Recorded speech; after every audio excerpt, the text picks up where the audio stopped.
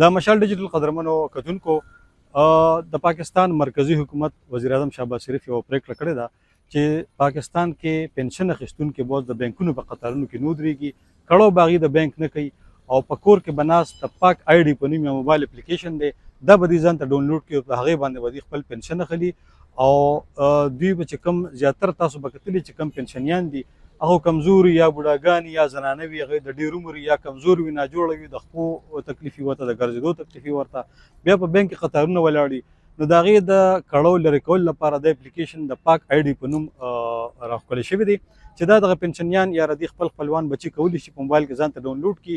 او د دغې باندې چې تاسو ته چونکې پته څوک چې پنشن اخلي هغې ته خو پته چې څوک نه اخلي هغې ته پته نه چې په کوم بینک کې د پنشن اکاونټ وي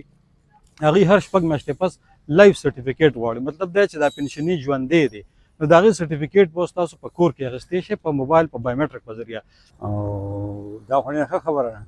ځکه چې موږ اکثر